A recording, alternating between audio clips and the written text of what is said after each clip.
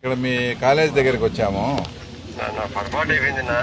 ఏం పొరపాటు ఏం లేదులే, వాళ్ళు మెడతో కొడతారు, తెలుగుదేశం వాళ్ళు పట్టించుకోరని చేసినావు, దానికి ఏం లేదులే. అసలు మేమేమన్నా మిమ్మల్ని అడిగినామా నువ్వు కాదన్నావు? మేమేదన్నా మిమ్మల్ని అడిగినామా ఏదన్నా కానీ? మరి మళ్ళీ ఏందో మా మాట కాదనిలేమని చెప్తాంటే ఎందుకు? ఒక విద్యాశాఖ మంత్రికి మా లోకేష్ బాబుకు అగెనిస్ట్గా రాజీనామా చేయాలని వాళ్ళు ఒక నిరసన కార్యక్రమం చేస్తుంటే దాంట్లో స్కూలు విద్యార్థులకు కాలేజీ విద్యార్థులకు ఏమన్నా సంబంధం ఉందా? ఆ తర్వాత విను, ఎందుకు మీ స్కూల్ నుంచి మీ కాలేజ్ నుంచి మీ కాలేజ్ నుంచి ఇంటర్మీడియట్ వాళ్ళు కూడా వినారులే, నా దగ్గర ఫోటోలు ఉన్నాయి. ఇంటర్మీడియట్ వాళ్ళు కానీ పక్కన ఇంటర్మీడియట్ వాళ్ళు పోయినారు తపస్సు. సరేలేవా విను, ముందు పెద్ద డిగ్రీ పిల్లలు పోవచ్చా? మళ్ళా ఇక్కడ మాట్లాడేది ఒకటి, మళ్ళీ అతిపూరి మాట్లాడతావు, చేసింది తప్పు.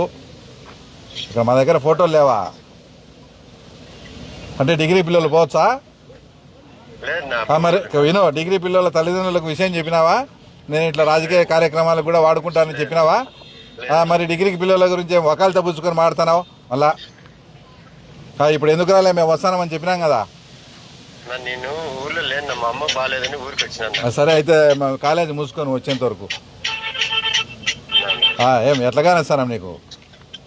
తప్పు చేసి మళ్ళీ మేము వస్తామని చెప్తే కూడా వీటికి వచ్చి సమాధానం చెప్పుకోవాలి కదా. నిన్న నుంచి నేను లేను, నా ఊర్లో ఉన్నాను, బయట ఉన్నాను, అమ్మ బాగాలేదని వచ్చినాను.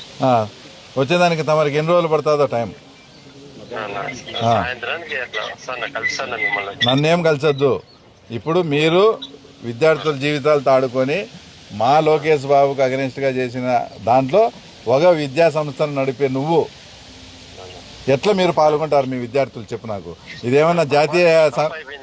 ఇదేమన్నా కార్గిల్ యుద్ధానికి సంబంధించిన విషయమా, లేక సమయ కేంద్రాలకు సంబంధించిన విషయమా, లేక పిల్లల భవిష్యత్తుకు సంబంధించిన ర్యాలీనా? పంపిస్తారా?